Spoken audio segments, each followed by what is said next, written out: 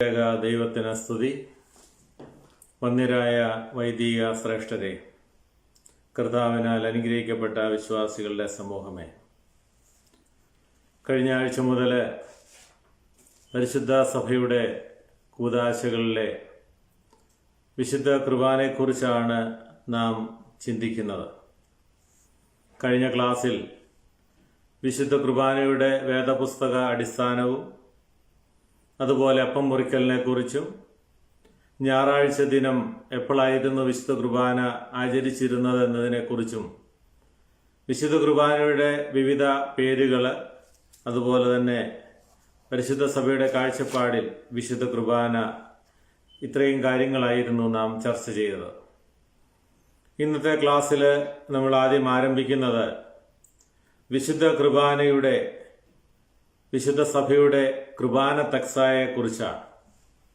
അതിൻ്റെ ഉത്ഭവത്തെക്കുറിച്ച് നമുക്ക് ആദ്യമായിട്ട് ചിന്തിക്കാം.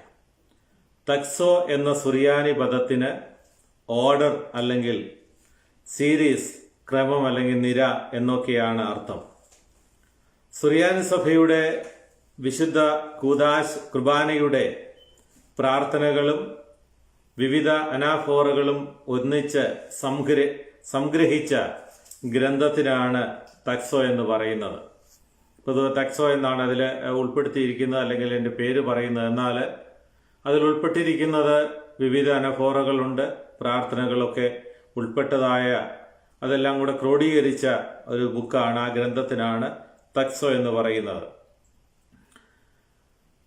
നമ്മൾ കഴിഞ്ഞ ക്ലാസ്സിൽ ചിന്തിച്ചതുപോലെ കൂടുതലായിട്ടും സഭയുടെ പ്രാർത്ഥനകൾ, ആദിമസഭ ക്രോഡീകരിച്ച പലതും യഹൂദ പാരമ്പര്യത്തിൽ നിന്നുള്ളതാണ്. അപ്പം മുറിച്ച് അതിനുശേഷം ദൈവത്തിന് നന്ദി കരയറ്റുകയും തുടർന്ന് വെള്ളം വീഞ്ഞുമായി കലർത്തി ഒടുവിൽ പാനം ചെയ്യുന്ന രീതി യഹൂദന്മാരുടെ ഇടയിൽ ഉണ്ടായിരുന്നു. ഒരുമിച്ച് ചേർന്ന സ്തോത്ര പ്രാർത്ഥനയോടെ പുരോഹിതന്റെ ആശീർവാദത്തോടെ ഭക്ഷണം കഴിക്കുന്ന രീതിയായിരുന്നു ഇത്.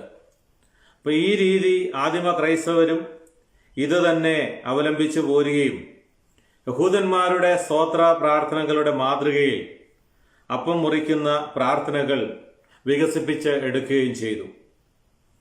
3-ാം നൂറ്റാണ്ടിന്റെ ആദ്യ പകുതിയോടെ വിശുദ്ധ കുർബാന അർപ്പണത്തിന് എഴുതപ്പെട്ട പ്രാർത്ഥനകൾ ഉപയോഗിക്കണമെന്ന് സഭ നിഷ്കർഷിച്ചു തുടങ്ങി. യേശുക്രിസ്തുവുമായി ബന്ധപ്പെട്ട ക്രിസ്തീയ വിശ്വാസങ്ങൾക്ക് അനുസൃതമായി ആരാധനക്രമങ്ങൾ രൂപപ്പെടുവാനായിട്ട് തുടങ്ങി, അല്ലെങ്കിൽ അപ്രകാരമുള്ള പ്രാർത്ഥനകൾ എഴുതുവാനായിട്ട് തുടങ്ങി.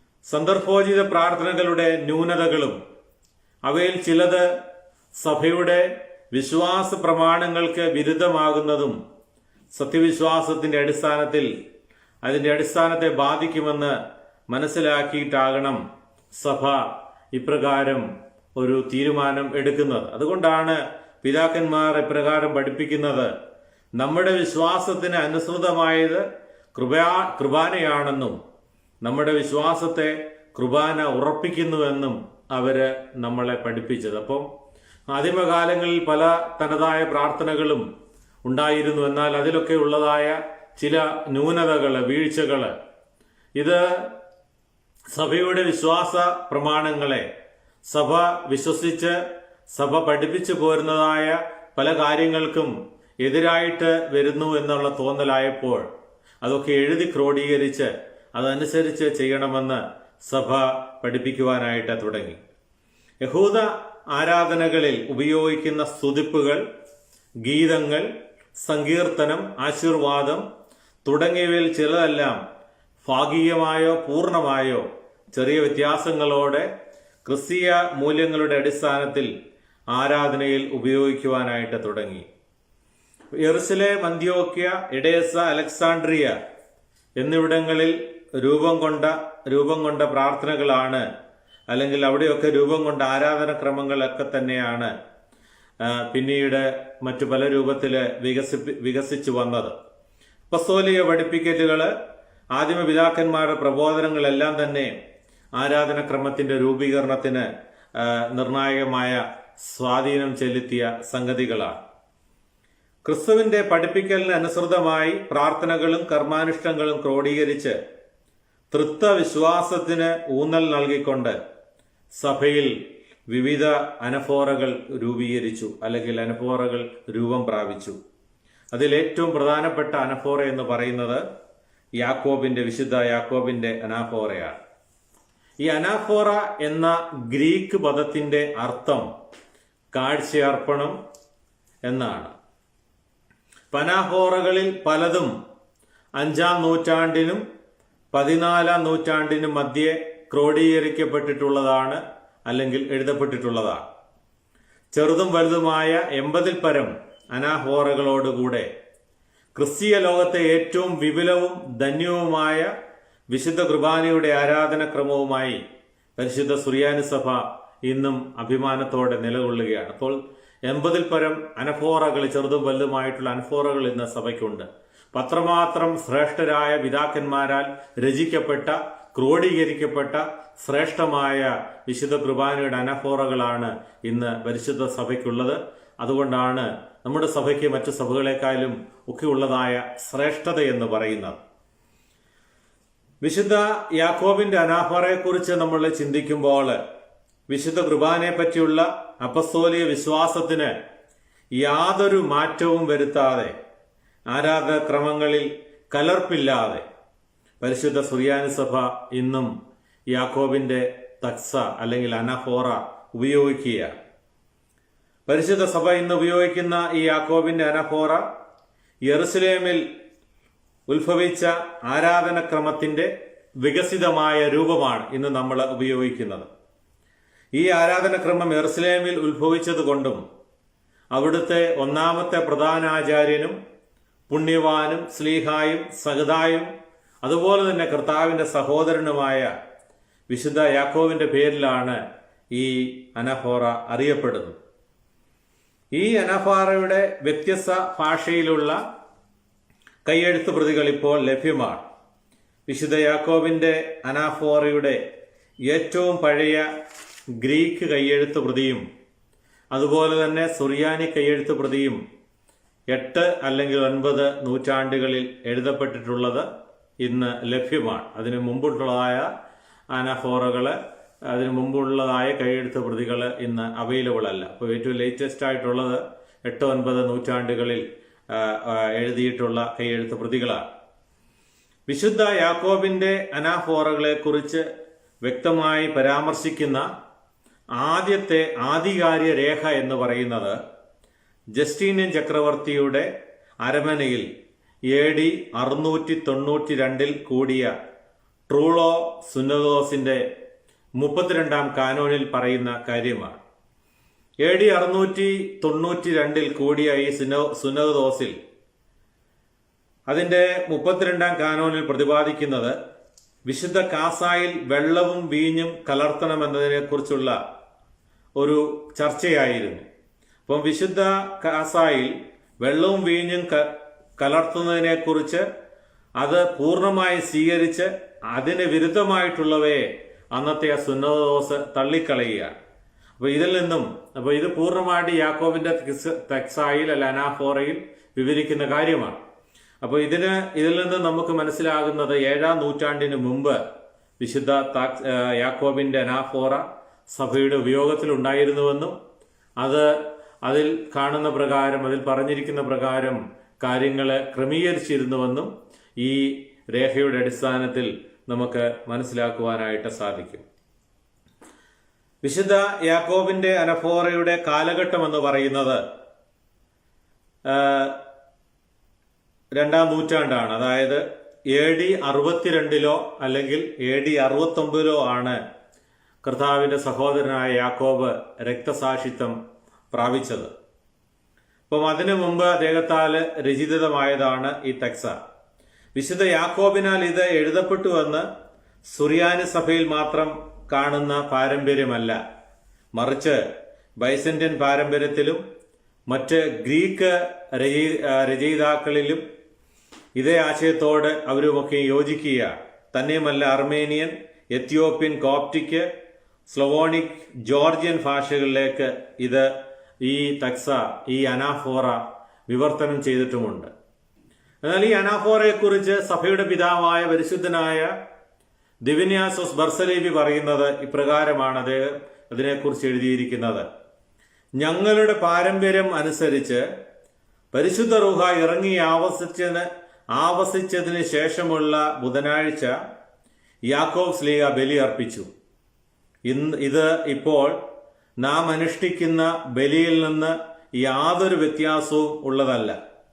അത് എവിടെ നിന്നാണ് അദ്ദേഹത്തിന് ലഭിച്ചതെന്ന് ചോദിച്ചപ്പോൾ അദ്ദേഹം ഇപ്രകാരം മറുപടി പറഞ്ഞു: കർത്താവ് ജീവിക്കുന്നു, ഞാനൊന്നും കൂട്ടിച്ചേർത്തിട്ടില്ല, ഞാനൊന്നും നീക്കിക്കളഞ്ഞിട്ടുമില്ല, കർത്താവിൽ നിന്ന് ഞാൻ കേട്ടത് മാത്രം. ഇതാണ് ദിവന്യാസോസ് ബർസലേവി യാക്കോബിന്റെ ഈ അനാഫോറയെ കുറിച്ച് എഴുതിയിരിക്കുന്നത്. അതുകൊണ്ടാണ് ഇതാണ് ആദ്യത്തേതും പുരാതനവുമായ വിശുദ്ധ കുർബാനയുടെ അനഫോറ എന്ന് സഭ പറയുന്നതും ആ യാക്കോബ് ശ്ലീഹ പെന്തിക്കോസ്തിക്ക് ശേഷം വരുന്ന ബുധനാഴ്ച ഈ വിശുദ്ധ കുർബാന അനുഷ്ഠിച്ചുവെന്നും സഭാപിതാക്കന്മാര് രേഖപ്പെടുത്തുകയാണ്. എന്നാൽ ഇന്നത്തെ രൂപത്തിലും ഘടനയിലും വിശുദ്ധ യാക്കോബിന്റെ അനാഫോറ 1-ാം നൂറ്റാണ്ട് മുതൽ ഉണ്ടായി എന്ന് നമുക്ക് പൂർണ്ണമായിട്ടും പറയുവാനായിട്ട് സാധിക്കുകയില്ല.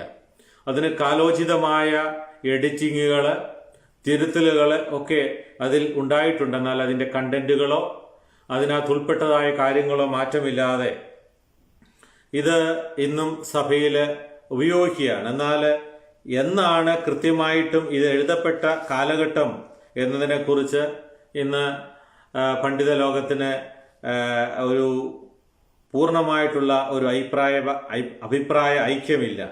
3-4 നൂറ്റാണ്ടിന്റെ മധ്യത്തിലോ അല്ലെങ്കിൽ അതിനുശേഷമോ ആണ് ഇന്ന് കാണുന്ന രൂപത്തിൽ ഇത് ക്രോഡീകരിച്ചിട്ടുള്ളത് എന്ന് അവരും കരുതുകയാണ്. അപ്പോൾ 1-ാം നൂറ്റാണ്ടിൽ യാക്കോബ് അർപ്പിച്ചതായ ആ പ്രാർത്ഥനകൾ, ആ അനഫോറ, ആ പ്രാർത്ഥനകൾ വെച്ചുകൊണ്ട് അത് ആരംഭിച്ചതായിട്ട് നമുക്ക് മനസ്സിലാക്കുവാനായിട്ട് സാധിക്കും.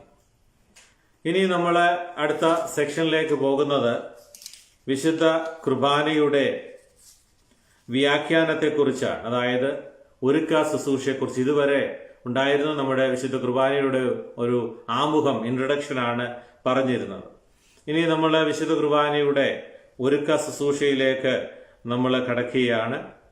വിശുദ്ധ കുർബാനയുടെ ഒരുക്കം തലേ ദിവസം സന്ധ്യയ്ക്ക് തന്നെ ആരംഭിക്കുന്നു എന്നാണ് സഭ നമ്മളെ പഠിപ്പിക്കുന്നത്. അല്ലെങ്കിൽ അപ്രകാരമാണ് അത് ചെയ്യുന്നത്. സഭ പറയുന്നത് സന്ധ്യ മുതലുള്ള എല്ലാ കാനോനിക പ്രാർത്ഥനകളും വൈദികരും വിശ്വാസികളും അതുപോലെ തന്നെ ശുശ്രൂഷയിൽ സംബന്ധിക്കുന്നതായ ശമാശന്മാരും പൂർത്തീകരിക്കണം. പരിശുദ്ധ സുറിയാനി സഭയിൽ ഞായറാഴ്ച രാവിലെ ആണ് ഇപ്പോൾ പ്രാർത്ഥനയോടുകൂടി ഈ സർവീസ് ആരംഭിക്കുന്നത്. അപ്പം ഇപ്പോഴത്തെ രീതി അനുസരിച്ച് ഞായറാഴ്ച രാവിലെ ഈ പ്രാർത്ഥനകൾ ആരംഭിക്കുന്നത് രാത്രി നമസ്കാരത്തോടു കൂടിയാണ്.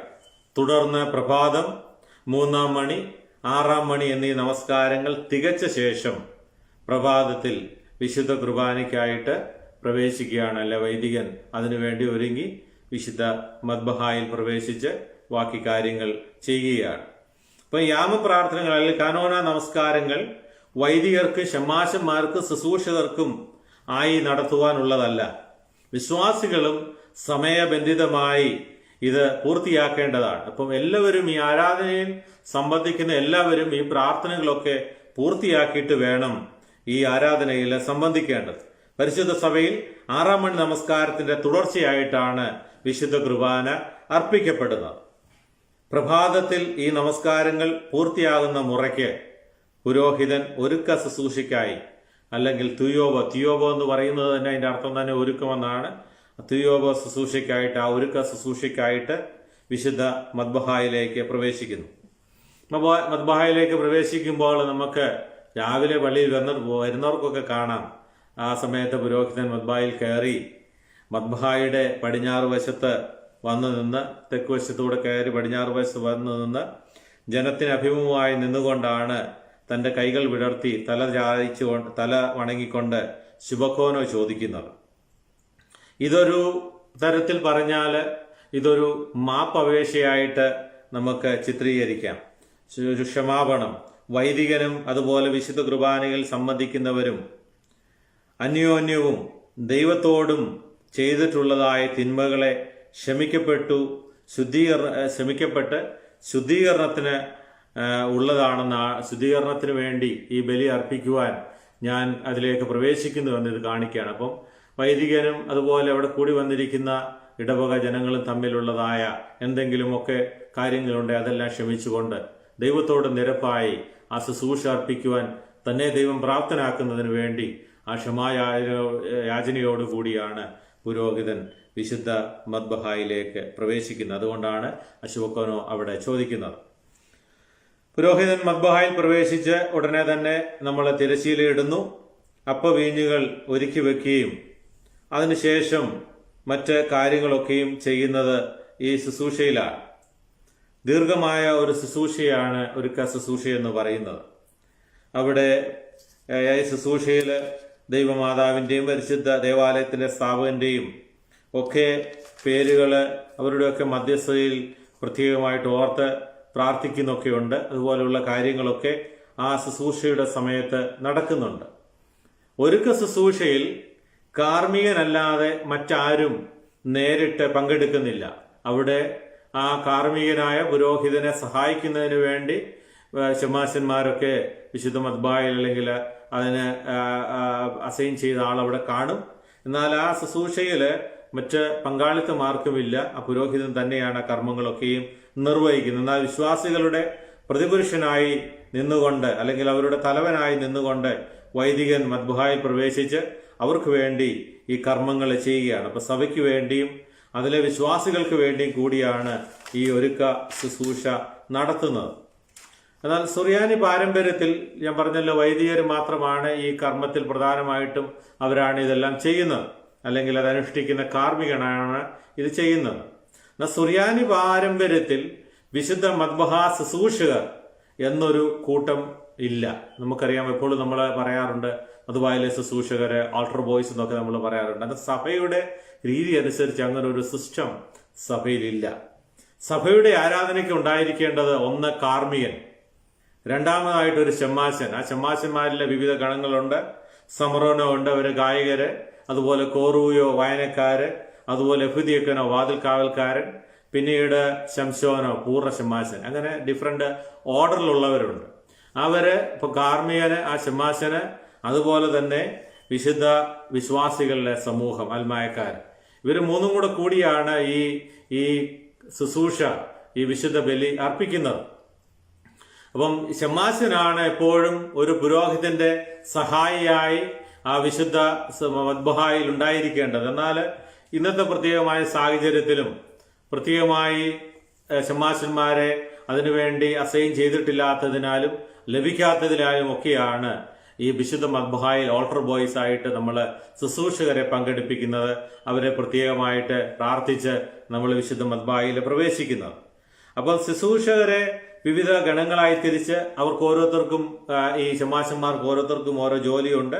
അവരുടെ ആ ക്രമമനുസരിച്ച് അവർക്ക് നൽകിയിരിക്കുന്ന ആ ഓർഡിനേഷന്റെ ക്രമമനുസരിച്ച് അവർക്ക് ചെയ്യേണ്ടതായ ജോലികൾ, അവരെ ഏൽപ്പിച്ചിരിക്കുന്ന ജോലികൾ അവര് ചെയ്യണം. വിശുദ്ധ മദ്ബഹായിൽ കാർമ്മികനെ സഹായിക്കേണ്ടത് ഒരു പൂർണ്ണ ഷമ്മാശനാണ്.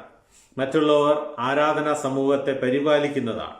എന്നാൽ ഇന്ന് പലപ്പോഴും ഷമ്മാശന്മാരെ ലഭിക്കാത്തതുകൊണ്ട് ശുശ്രൂഷകരായിട്ട് നമ്മൾ അവരെ ഉപയോഗിക്കുന്നു. വിശുദ്ധ മദ്ബഹായിലെ ശുശ്രൂഷകൻ, അല്ലെങ്കിൽ നമ്മൾ നാട്ടില് കപ്പിയാർ എന്നൊക്കെ പറയുന്ന ഒരാളെ ഇതിനു വേണ്ടി അസൈൻ ചെയ്ത് ആളാണ് ഈ ശുശ്രൂഷകൾ ചെയ്യുന്നത്. യഥാർത്ഥത്തിൽ സഭയുടെ രീതി അനുസരിച്ച് ഷമ്മാശനാണ് ഈ വിശുദ്ധ കുർബാനയിലെ പുരോഹിതനെ അസിസ്റ്റ് ചെയ്യേണ്ടത്. അതുപോലെ തന്നെ ഈ കൂട്ടത്തിൽ ഒന്ന് രണ്ട് കാര്യങ്ങളോട് ഓർമ്മിപ്പിക്കട്ടെ. വിശുദ്ധ മദ്ബഹായിൽ ശുശ്രൂഷിക്കുന്നവർ നല്ല പ്രാർത്ഥന ജീവിതമുള്ളവരായിരിക്കണം. ആർക്കും കയറി എന്ന് ചെയ്യാവുന്ന ഒരു സ്ഥലമല്ല വിശുദ്ധ മദ്ബഹാ എന്ന് നാം തിരിച്ചറിയണം. വിശുദ്ധ മദ്ബഹായിൽ പ്രവേശിക്കുന്ന വ്യക്തികളെ നല്ല പ്രാർത്ഥനാ ജീവിതമുള്ളവരായിരിക്കണം. മദ്ബഹാ, കാരണം മദ്ബഹാ മറ്റുള്ള ഹൈക്കലായിൽ നിന്നും വേർതിരിക്കപ്പെട്ട ഒരു സ്ഥലമാണ്. അവിടെ വിശുദ്ധതകൾ വിശുദ്ധിയോടുകൂടി അനുഷ്ഠിക്കപ്പെടുന്ന സ്ഥലമാണ്.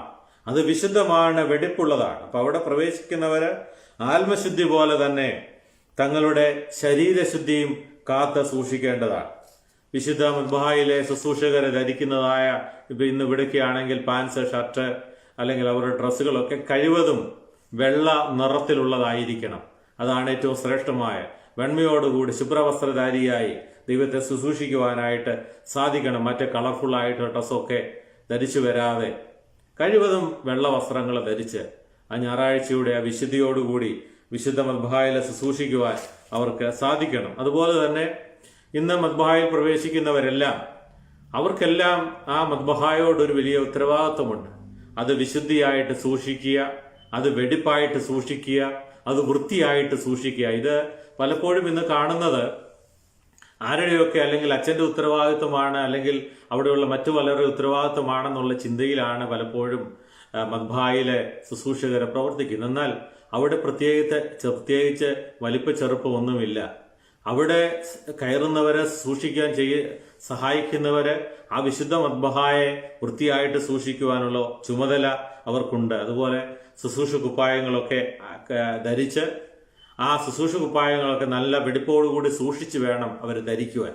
പലപ്പോഴും കരി പറ്റിയത്, ചെളി പറ്റിയത്, അല്ലെങ്കിൽ ബട്ടൺസ് ഇല്ലാത്തത്, ഈ ഫ്രണ്ടിലെ ബട്ടൺസ് ഒക്കെ തുറന്ന് ഇങ്ങനെ അലക്ഷ്യമായി നമുക്ക് ചെയ്യുവാനുള്ള ഒരു സ്ഥലമോ ശുശ്രൂഷിക്കുവാനുള്ള ഒരു സ്ഥലമോ അല്ല വിശുദ്ധ മദ്ബഹ. നമ്മളെ അറിയാമല്ലോ, ചില ഫംഗ്ഷനൊക്കെ നമ്മൾ പോകും, വെൽ ഡ്രസ്ഡ് ആയിട്ട് നമ്മൾ പോകും. അല്ലെ, അപ്പം നമ്മൾ ചിന്തിക്കുന്നത് നമ്മളെക്കുറിച്ച് അല്ലെങ്കിൽ മറ്റുള്ളവർ എന്ത് ചിന്തിക്കുമെന്നുള്ള ഒരു കാഴ്ചപ്പാടാണ്. എന്നാൽ ഇവിടെ നാം ചിന്തിക്കേണ്ടത്, പ്രത്യേകിച്ച് മാതാപിതാക്കളെ ശ്രദ്ധിക്കണം. തങ്ങളുടെ കുഞ്ഞുങ്ങളെ വിശുദ്ധ മദ്ബഹായിലേക്ക് അയക്കുമ്പോൾ നിങ്ങൾ ആ സർവീസിൽ പങ്കെടുക്കുമ്പോൾ നിങ്ങൾ നോക്കണം, അവരുടെ ഡ്രസ്സ് വെൽ ഡ്രസ്ഡ് ആയിരിക്കണം. അവർ ശുശ്രൂഷ കുപ്പായമൊക്കെ നല്ലതായിട്ട് ധരിച്ച് നല്ല വെടിപ്പോടുകൂടി അതിന്റെ ബട്ടൺസൊക്കെ ഭംഗിയായിട്ട് ഇട്ട് വേണം അവർ. കാരണം രാജാതിരാജനായ ദൈവത്തിന്റെ മദ്ബഹായിലെ ശുശ്രൂഷയാണ്. ആ ഒരു ചിന്തയോടുകൂടി അവർ നിൽക്കണം. അതുപോലെ തന്നെ ഈ ശുശ്രൂഷ കുപ്പായം ഇട്ടുകൊണ്ട് അങ്ങോട്ടും ഇങ്ങോട്ടും ഓടുക, ഈ വട്ടം കറങ്ങി നടക്കുക, ഇങ്ങനത്തെ കാര്യങ്ങളൊന്നും വിശുദ്ധ മദ്ബഹായില് ചെയ്യരുത്. അതൊക്കെ ആ സമയാസമയങ്ങളിൽ വേണ്ടതായ കാര്യങ്ങൾ പഠിച്ച് മനസ്സിലാക്കി വേണം ആ വിശുദ്ധ കുർബാനയില് പങ്കെടുക്കേണ്ടത്. അതുപോലെ തന്നെ വിശുദ്ധ മദ്ബഹായുടെ തറ, ത്രോണോസ്, അതുപോലെ മെഴുകുതിരികള്, അവിടെ വെക്കുന്ന കുരിശുകള്, വിരികള്, തൂവാലകൾ, ഇതൊക്കെ വെണ്മയായിട്ട് വെടിപ്പായിട്ട് സൂക്ഷിക്കുവാൻ ഈ വിശുദ്ധ മദ്ബഹായിൽ പ്രവേശിക്കുന്ന എല്ലാവർക്കും ഉത്തരവാദിത്വമുണ്ട്. അതൊക്കെ കഴുകുകയും അതൊക്കെ തുടയ്ക്കുകയും ഒക്കെ ചെയ്യേണ്ടതാണ്. അപ്പൊ ഇതൊക്കെ നമ്മൾ ചെയ്യണമേ എന്ത് ചെയ്യണം? വിശുദ്ധ കുർബാനയിൽ നേരത്തെ വരണം. ഇത് മിക്കവാറും അച്ഛൻ കയറി മദ്ബഹായിൽ പ്രവേശിച്ച് ഒരുക്ക ശുശ്രൂഷയ്ക്ക് തുയോവ കയറിക്കഴിഞ്ഞാൽ ശുശ്രൂഷകർ വരുന്നത്. അപ്പോൾ ഇത് വല്ലതും സാധിക്കും. അപ്പോൾ നമ്മൾ ചിന്തിക്കേണ്ട കാര്യങ്ങളുണ്ട്. പേരൻസ് പ്രത്യേകമായിട്ട് ആ കാര്യങ്ങൾ ശ്രദ്ധിക്കണം. ശുശ്രൂഷകര് എല്ലാ യാമ പ്രാർത്ഥനകളും പൂർത്തീകരിച്ചിട്ട് വേണം വിശുദ്ധ മദ്ബഹായിലേക്ക് പ്രവേശിക്കാവും. അതുപോലെ തന്നെ നമസ്കാരം തുടങ്ങുന്നതിന് മുമ്പായിട്ട് അവര് ദേവാലയത്തിൽ എത്തിച്ചേരേണ്ടതാണ്. എപ്പോഴെങ്കിലും വന്ന് ഓടിക്കയറാവുന്ന ഒരു സ്ഥലമല്ല. പണ്ടൊക്കെ കേട്ടിട്ടുണ്ട്, തിയേറ്ററിലൊക്കെ ലേറ്റ് ആയിട്ട് വരും, ടിക്കറ്റ് എടുത്ത് ഓടിക്കയറുന്ന പോലെ ഓടിക്കയറാവുന്ന ഒരു സ്ഥലമല്ല വിശുദ്ധ മദ്ബഹ എന്ന് നാം തന്നെ സ്വയം ചിന്തിക്കണം. അത് മനസ്സിലാക്കി അതിന് വേണ്ടതായ ട്രെയിനിങ്ങുകൾ കൊടുക്കുകയും ചെയ്യേണ്ടതാണ്.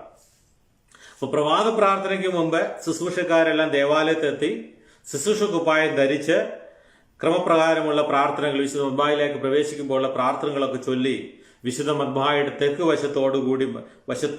വശത്തുകൂടി മദ്ബഹായിൽ പ്രവേശിച്ച് വിശുദ്ധ ത്രോണോസ്, അവിടെ ഉള്ളതായ ഏവങ്കേലിയോന് ഒക്കെ മുത്തി, വിശുദ്ധ ത്രോണോസും ഏവങ്കേലിയോനും ഒക്കെ മുത്തി വടക്ക് വശത്തൂടെ ഇറങ്ങി ഹൈക്കലായിൽ വന്നിട്ട് വേണം പ്രഭാത നമസ്കാരത്തിൽ പങ്കെടുക്കേണ്ടത്.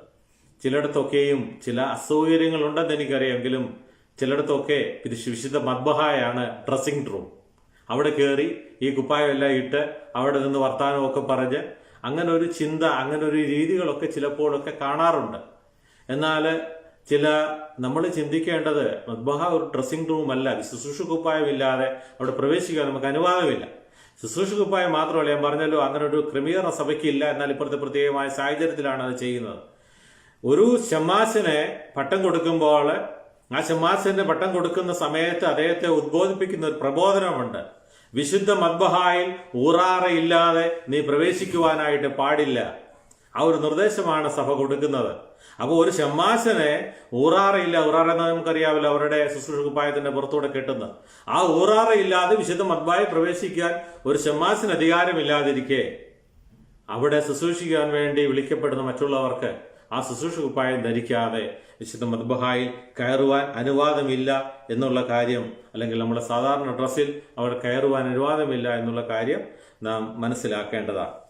സാന്ദർഭികമായി ഇതിനോട് കൂടി അത് പറഞ്ഞു വന്നതാണ്. അപ്പം ഒരുക്ക ശുശ്രൂഷ അതിനെ നമുക്ക് രണ്ടായിട്ട് തരംതിരിക്കാം. 4-ാം നൂറ്റാണ്ട് മുതലുള്ള ഒരുക്ക ശുശ്രൂഷ ഒരു രീതി ഇപ്രകാരമായിരുന്നു. വിശ്വാസികൾ അന്ന് ആ 4-ാം നൂറ്റാണ്ട് ഒക്കെ ഉള്ളതായ ഒരു രീതികൾ, അതായത് വിശ്വാസികൾ വീടുകളിൽ നിന്ന് അപ്പവീഞ്ഞുകളെ കൊണ്ടുവന്ന് ശമാശന്മാരെ ഏൽപ്പിക്കുന്നു. കുർബാനയുടെ ആരംഭത്തിൽ ശമാശന്മാർ അതിൽ നിന്ന് 1, 2, 3 എടുത്ത് മറ്റ് ശമാശന്മാരുടെ സാന്നിധ്യത്തിൽ ആഘോഷമായി ത്രോണോസിൽ കൊണ്ടുവരുന്നു. അപ്പവീഞ്ഞുകളുടെ ആഘോഷമായ ഈ പ്രദക്ഷിണം ഇത് ബൈസന്റിയൻ ചർച്ചിലൊക്കെ വലിയ പ്രവേശനം, ഗ്രേറ്റ് എൻട്രൻസ് എന്ന ചടങ്ങായി പിന്നീട് രൂപപ്പെടുകയാണ്. അപ്പൊ അന്ന് വീടുകളിൽ നിന്നാണ് ഈ അപ്പങ്ങൾ ഉണ്ടാക്കിക്കൊണ്ട് വിശുദ്ധ ആരാധനയ്ക്ക് 4-ാം നൂറ്റാണ്ടിലൊക്കെ കൊണ്ടുവന്നിരുന്നത്. അപ്പസ്തോലിക പ്രമാണങ്ങളിലും ത്രോണോസിങ്കൽ മെത്രാപ്പോലീത്തായുടെ അടുത്ത് ശമാശന്മാർ അപ്പവീഞ്ഞുകൾ കൊണ്ടുവരുന്നതിനെ കുറിച്ച് പരാമർശിച്ചിട്ടുണ്ട്. അപ്പൊ ആ കാലഘട്ടത്തിലെ രീതികൾ അപ്രകാരമുള്ളതായിരുന്നു. എന്നാൽ വിവിധ നൂറ്റാണ്ടുകൾ കടന്നുപോയപ്പോൾ ഒരുക്ക ശുശ്രൂഷയുടെ ക്രമത്തിനും വ്യത്യാസമുണ്ടായി. അന്നൊക്കെ ചെറിയ ഒരു ക്രമമായിരുന്ന ഒരുക്ക ശുശ്രൂഷ പിന്നീട് അതിലെ പ്രാർത്ഥനകളുടെ എണ്ണം കൂടി, ആ ശുശ്രൂഷയുടെ ദൈർഘ്യം കൂടി, പിന്നെ പഴയ പല കൈയെഴുത്തുകളിലും പരാമർശിക്കുന്ന പല കാര്യങ്ങൾക്കും മാറ്റമുണ്ടായി. ഇന്ന് കാണുന്ന രൂപത്തിൽ അത് സഭ ക്രമീകരിച്ചിരിക്കുകയാണ്.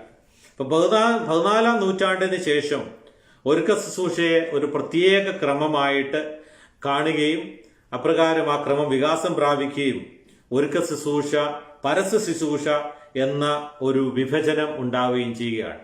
അപ്പൊ മറയിട്ടുകൊണ്ട് നമ്മൾ ചെയ്യുന്ന ശുശ്രൂഷയ്ക്ക് ഒരുക്ക ശുശ്രൂഷ എന്ന് പറയുന്നു. അതിനുശേഷം മറ മാറ്റുമ്പോൾ ഉള്ളത് പരസ്യ ശുശ്രൂഷ. അങ്ങനെ ഒരു 2 രൂപത്തിലുള്ള ഒരു ശുശ്രൂഷയായിട്ട് അതിനെ പിന്നീട് അങ്ങനെ ഒരു ഡിവിഷൻ, അങ്ങനെ ഒരു വിഭജനം ഉണ്ടാവുകയും ചെയ്യുകയാണ്. ഈ ഒരുക്ക ശുശ്രൂഷയെ നമുക്ക് 2 ഭാഗങ്ങളായിട്ട് തരംതിരിക്കാം. അതിലെ ഒന്നാമത്തെ ഭാഗത്തിന് മൽക്കിസദേക്കിന്റെ ക്രമമെന്നും 2ാമത്തെ ഭാഗത്തിന് അഹ്റോന്റെ ക്രമമെന്നും വിളിക്കുവാനായിട്ട് തുടങ്ങി. അപ്പോൾ ഒന്നാമത്തെ ഭാഗത്തിന് മൽക്കിസദേക്കിന്റെ ക്രമമെന്നാണ് പറയുന്നത്. അപ്പം ഇതിനെക്കുറിച്ച് ഉൽപ്പത്തി പുസ്തകം 14-ാം അധ്യായം 18-ാമത്തെ വാക്യത്തിൽ പ്രതിപാദിക്കുന്നുണ്ട്. ശാലേം രാജാവായ മൽക്കിസദേക്ക് അപ്പവും വീഞ്ഞുമായി പുറപ്പെട്ടു വന്നു എന്നവിടെ രേഖപ്പെടുത്തിയിരിക്കുകയാണ്. ഉൽപ്പത്തി പുസ്തകം 14-18. അപ്പം അവൻ അത്യുന്നതനായ ദൈവത്തിന്റെ പുരോഹിതനായിരുന്നു എന്ന് ഉൽപ്പത്തിയുടെ പുസ്തകം 33-ാം അധ്യായം 18-ാമത്തെ വാക്യത്തില്, യെരമ്യാ ദീർഘദർശിയുടെ പുസ്തകം 41-5, സങ്കീർത്തനം 76-2 ഈ ശാലോമിനെ കുറിച്ച് പ്രതിപാദിച്ചിട്ടുണ്ട്. അപ്പൊ ശാലോം എന്ന് പറയുന്നത് യെരുസലേമിന്റെ പഴയ പേരാണ്. യെരുസലേമിലും യഹൂദന്മാരുടെ തർഗൂമിലും അതുപോലെ തന്നെ കുമ്രാൻ രേഖകളിലും അതുപോലെ ചരിത്രകാരനായ ജോസഫസുമൊക്കെ ഇതിനോട് യോജിക്കുന്നുണ്ട്. യെരുസലേം, യെരുശലേം, ശാലേം, അതിന്റെ പഴയ പേരാണ് ശാലേം. അപ്പൊ അവിടെയുള്ള പുരോഹിതനായിരുന്നു മൽക്കിസദേക്ക്. അദ്ദേഹം അപ്പവീഞ്ഞുകളുമായി വന്നു. അപ്പം അതുമായിട്ട് ബന്ധപ്പെടുത്തിയാണ് ഈ അപ്പവീഞ്ഞുകൾ ഒരുക്കി വെക്കുന്നത്. ഈ സമയത്ത് നടക്കുന്നത് കൊണ്ടാവാം ഈ ഭാഗത്തെ പ്രത്യേകമായിട്ട് മൽക്കിസദേക്കിന്റെ ക്രമമെന്ന് വിളിക്കുന്നത്. അപ്പം അപ്പവീഞ്ഞുകളുടെ ഒരുക്കമാണ് അവിടെ നടക്കുന്നത്. ഈ മൽക്കിസദേക്കിന്റെ ക്രമത്തിൽ അതിലെ പ്രാർത്ഥനകളിൽ നമുക്ക് കാണുവാൻ സാധിക്കുന്നത് കൂടുതലും അനുതാപത്തിന്റെ പ്രാർത്ഥനകളാണ് ഈ ക്രമത്തിൽ ഉൾക്കൊണ്ടിരിക്കുന്നത്. 51-ാം സങ്കീർത്തനത്തോടുകൂടി മസമൂറയോടുകൂടിയാണ് അത് ആരംഭിക്കുന്നത്. കൂടുതലായിട്ടും പുരോഹിതന്മാർക്ക് അറിയാം, അവരാണ് ആ കാര്യങ്ങൾ ചെയ്യുന്നത്. സാധാരണ വിശ്വാസികൾക്ക് ഇതിനെക്കുറിച്ച് വലിയ അറിവുണ്ടാകണമെന്നില്ലെങ്കിൽ ഞാനൊന്ന് പറഞ്ഞു പോവുകയാണ്. അപ്പം ആ 51-ാം സങ്കീർത്തനത്തോടുകൂടിയ പ്രാർത്ഥനകൾ ആരംഭിച്ച് പിന്നീട് അവരവിടെ വിശുദ്ധ മദ്ബഹായില് പിലാസയില് അപ്പം ക്രമീകരിക്കുകയാണ്. അപ്പൊ ഈ അപ്പം ക്രമീകരിക്കുമ്പോൾ ചൊല്ലുന്ന ഒരു പ്രാർത്ഥനയുണ്ട്. ഈ പ്രാർത്ഥന നമ്മള് യെശയ്യാ പ്രവചനം 53-ാം അധ്യായം അതിന്റെ 7-ാമത്തെ വാക്യത്തിൽ ആ പ്രാർത്ഥന ഇപ്രകാരം കൊടുത്തിട്ടുണ്ട്. കൊല്ലുവാൻ കൊണ്ടുപോകുന്ന കുഞ്ഞാടിനെ പോലെയും രോമം കത്തിരിക്കുന്നവരുടെ മുമ്പാകെ മൗനമായിരിക്കുന്ന ആടിനെ പോലെയും അവൻ വായി തുറക്കാതിരുന്നു. അപ്പം ഈ പ്രാർത്ഥനയാണ് അവിടെ ചൊല്ലുന്നത്. കൊലയ്ക്ക് കൊണ്ടുപോകുന്ന ആടിനെ പോലെയും രോമം കത്രിക്കുന്നതിന് മുമ്പാകെ മൗനമായി നിൽക്കുന്ന ആടിനെ പോലെയും അവൻ വായി തുറക്കാതിരുന്നു. അപ്പം ഈ പ്രാർത്ഥന യെശയ്യാ പ്രവചനം 53-ാം അധ്യായം 7-ാമത്തെ വാക്യത്തിൽ ഉള്ളതാണ്. അപ്പം ആ പ്രാർത്ഥനയാണ് അവിടെ ഈ അപ്പം പീലാസയിൽ വെക്കുന്നതിന് മുമ്പായി പുരോഹിതൻ ചൊല്ലുന്നത്. അതിനോട് ചേർന്ന് തന്നെ പുരോഹിതൻ ഒരു പ്രാർത്ഥനയോട് ചൊല്ലുന്നുണ്ട്, കർത്താവേ, നിന്റെ കൈകൾ കൊണ്ട് നിന്റെ വിശുദ്ധ സ്ഥലത്തെ സജ്ജീകരിക്കണമേ, കർത്താവ് എന്നേക്കും വാഴട്ടെ.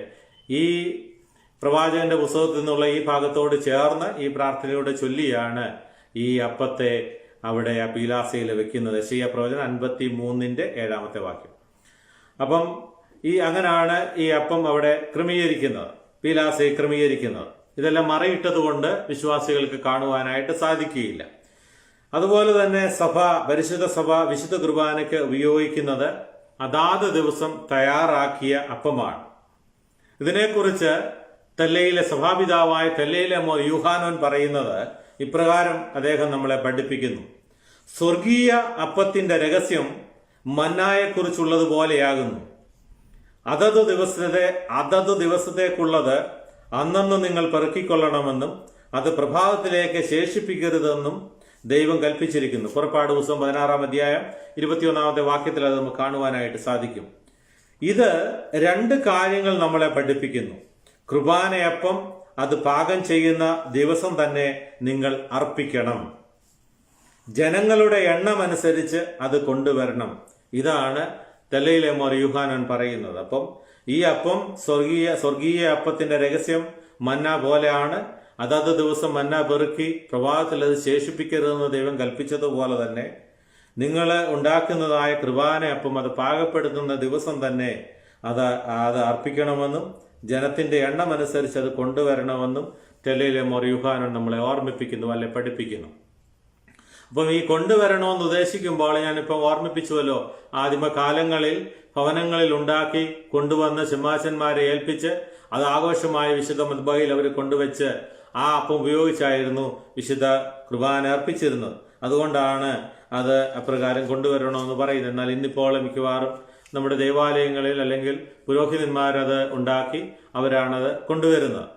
അപ്പം ഈ അപ്പം പീലാസയിൽ വെക്കുന്നതിന്റെ ക്രമീകരണത്തെക്കുറിച്ചും സഭാപിതാവായ മോർ ക്ലീമീസ് തന്റെ ആദ്യ പുസ്തകത്തിൽ രേഖപ്പെടുത്തിയിട്ടുണ്ട്.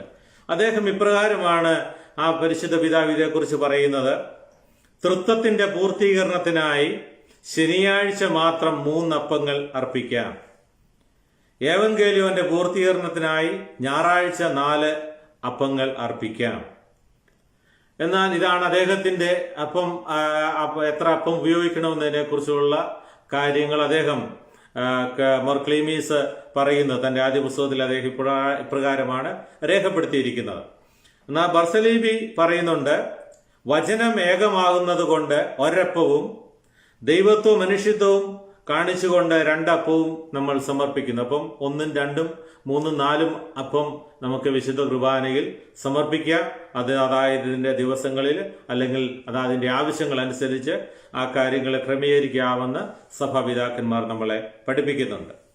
അതുപോലെ തന്നെ വീഞ്ഞും വെള്ളവും കലർത്തിയ കാസ, ആ കാസ എപ്പോഴും പീലാസയുടെ കിഴക്ക് വശത്താണ്, അല്ലെങ്കിൽ ത്രോണോസിന്റെ കിഴക്ക് ഭിത്തിയോട് ചേർന്നാണ് കാസ വയ്ക്കുന്നത്.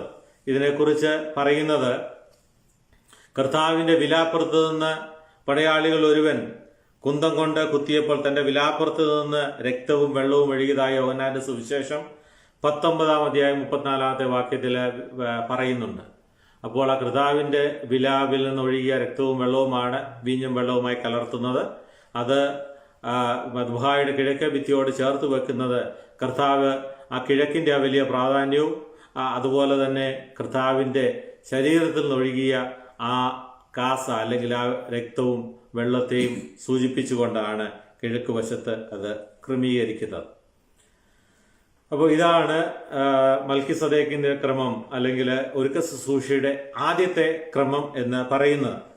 ഇതിന്റെ 2ാമത്തെ ക്രമം എന്ന് പറയുന്നത് അഹ്റോന്റെ ക്രമമാണ്. ഇതിനെ അഹ്റോന്റെ ക്രമം എന്ന് വിളിക്കുന്നത്, ഈ ക്രമത്തെ വിളിക്കുന്നു.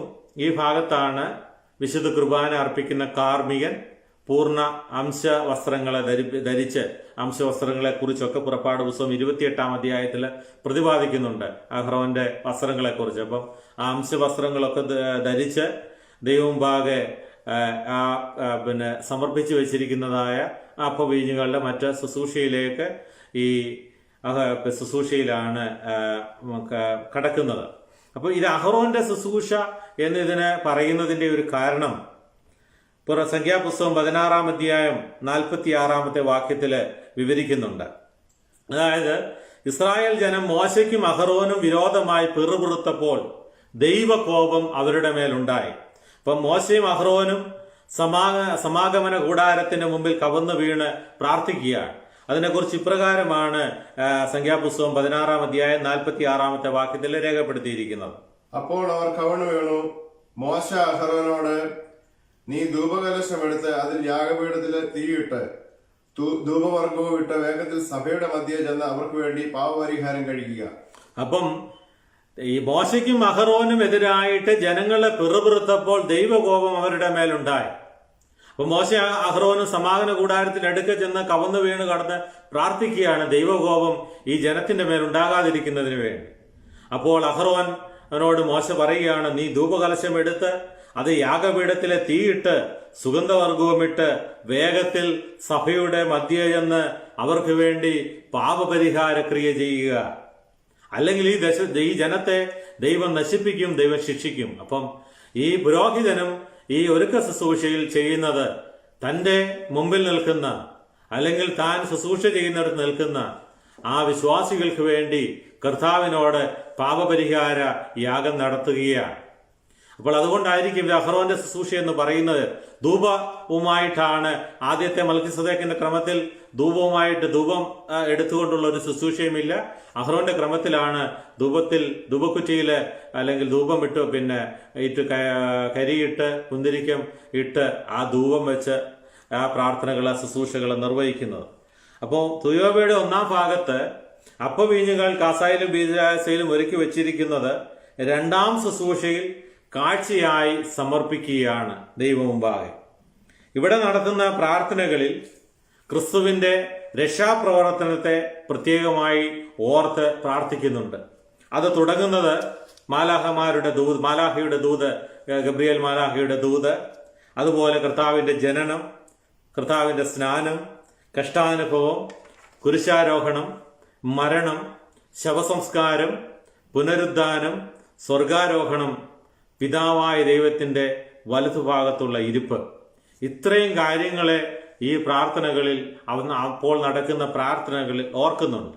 എന്നിട്ട് അതിനുശേഷം പറയുന്നത് ഇവയുടെ ഓർമ്മയുടെ ഈ സമയത്ത്, അപ്പം ഇത്രയും കാര്യങ്ങളുടെ ഓർമ്മയുടെ ഈ സമയത്ത് ഞങ്ങളുടെ മുമ്പിൽ വെച്ചിരിക്കുന്ന ഈ സ്തോത്രബലി മൂലം ആദാം ഹൗവ, അതുപോലെ തന്നെ പിന്നീട് ബാക്കി വരുന്നത് ആദാമും ഹൗവായും, ദൈവമാതാവ്, ദീർഘദർശിമാര്, സ്ലീഹന്മാര്, ഏവങ്കേലോസന്മാര്, സഗതന്മാര്, മൗദ്യാനന്മാര്, ഇഹീദായക്കാര്, അതുപോലെ തന്നെ നീതിമാന്മാര്, പട്ടക്കാര്, പരിശുദ്ധ സഭയുടെ പിതാക്കന്മാര്, അതുപോലെ തന്നെ സത്യ ഇടയന്മാര്, സത്യ ഉപദേഷ്ടകന്മാര്, അതുപോലെ ദേറാക്കാര്, ഇവരെല്ലാം ഈ സമയത്ത് ഓർത്ത് പ്രാർത്ഥിക്കുകയാണ്. അപ്പൊ എത്ര പേരെയാണ് ആദാം മുതൽ ഇങ്ങോട്ടുള്ള എല്ലാവരെയും ഈ സമയത്ത് ഓർത്ത് പ്രത്യേകമായിട്ട്, അതായത് കർത്താവിന്റെ ജനനം മുതൽ ഗബ്രിയേൽ മാതാവിന്റെ ദൂത് മുതൽ പിതാവിന്റെ വലതുഭാഗത്ത് കർത്താവ് ഇരിക്കുന്നത് വരെയുള്ള